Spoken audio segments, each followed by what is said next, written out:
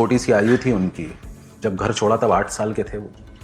संन्यास के लिए निकले जब 9 वर्ष की आयु में उन्होंने संन्यास लिया, और उसके बाद में भगवान शंकराचार्य ने वो काम करके दिखाया जो आज सोचा भी नहीं जा सकता है। भगवान शंकराचार्य ने 12 वर्ष से 16 वर्ष की आयु के बीच में, सोच सकते हैं आप 12 साल का बच्चा कैसा है, कितना मासूम रहता है वो, कितना कोमल रहता है वो।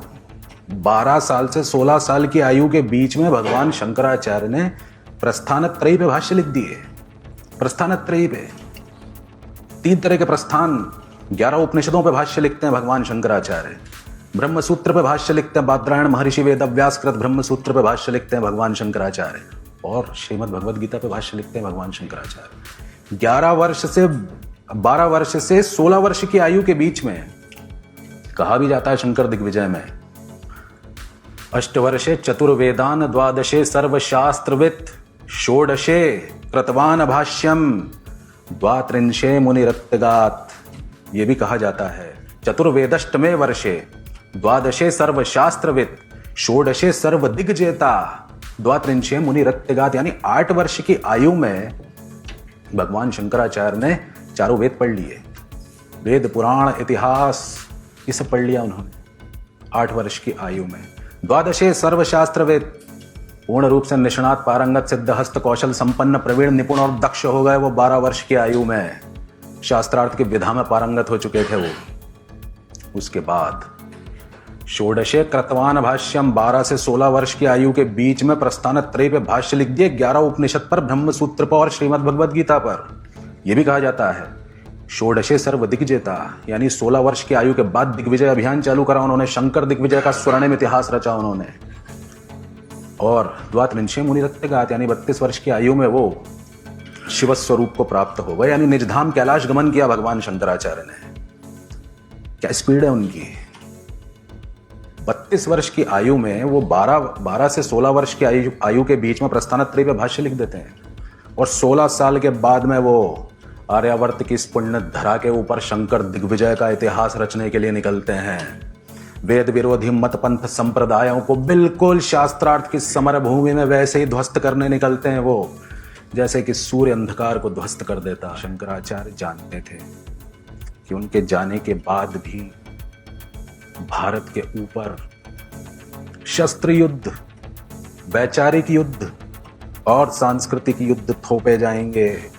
जानते थे वो इस बात को। इसीलिए भगवान शंकराचार्य ने 4 वेदों की रक्षा के लिए भारत की 4 दिशाओं में 4 आम्नाय पीठों की स्थापना करी। आम्नाय का अर्थ होता है वेद, और आम्नाय पीठ का अर्थ होता है वैदिक पीठ। तो 4 आम्नाय पीठों की स्थापना करी भगवान शंकराचार्य ने भारत की 4 दिशाओं में, 4 वेदों की रक्षा के लिए और 4 धामों की रक्षा के लिए। भगवान शंकराचार्य ने उत्तर दिशा में श्री उत्तरामय ज्योतिर्मठ की स्थापना करी, और ज्योतिर्मठ का वेद जो है वो अथर्व वेद है। यानी ज्योतिर्मठ जो है अथर्व वेद के जो संहिताएं हैं, जो ब्राह्मण ग्रंथ हैं, जो आरण्यक हैं, जो उपनिषद हैं, उनकी रक्षा करेगा। ये दायित्व दिया भगवान शंकराचार्य ने उत्तरामय ज्योतिर्मठ को। उसके बाद भगवान शंकराचार्य ने बद्रिकाश्रम में स्थापना करी, जोशी मठ में, जिसको कहते हैं हम ज्योतिर्मठ। उसके बाद में द्वारका में भगवान शंकराचार्य ने श्री द्वारका शारदा कालिका मठ की स्थापना करी। सामवेदी पश्चिमामनाय श्री द्वारका शारदा कालिका मठ, और उसे सामवेद की रक्षा का दायित्व सौंपा भगवान शंकराचार्य। उसके बाद भगवान शंकराचार्य भारत की पूर्व दिशा में श्री ऋग्वेदीय पूर्वामनाय गोवर्धन मठ पुरी पीठ की स्थापना करते हैं। ऋग्वेदीय पूर्वामनाय नाम से ही मालूम पड़ रहा है ना, ऋग्वेदीय मठ है। ऋग्वेद की रक्षा करेगा गोवर्धन मठ, ऋग्वेद की शाखाओं की, ऋग्वेद का ब्राह्मण ग्रंथ आरण्यकों की, उपवेद की रक्षा करेगा गोवर्धन मठ, और उपनिषदों की रक्षा करेगा ऋग्वेद के अंतर्गत जो आते हैं।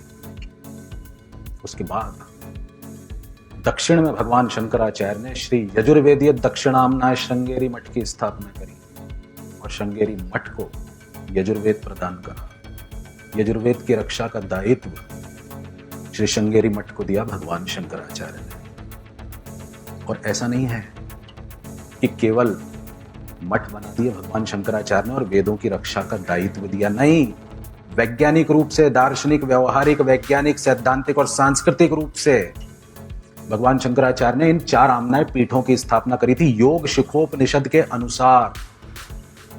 और छांदोग्य उपनिषद के 3 अध्याय में जो मधु विद्या का वर्णन आता है, उस मधु विद्या के अनुसार भगवान शंकराचार्य ने भारत की 4 दिशाओं में 4 आम्नाय पीठों की स्थापना करी और वहां पे 4 वेदों को प्रतिष्ठित किया क्रम से। साथ ही साथ इन मठों के समस्त प्रकार के तीर्थों का आराध्य देव, अधिष्ठात्री देवी, गोत्र, वेद, संप्रदाय और सन्यासी ब्रह्मचारियों का निर्धारण करा भगवान शंकराचार्य ने।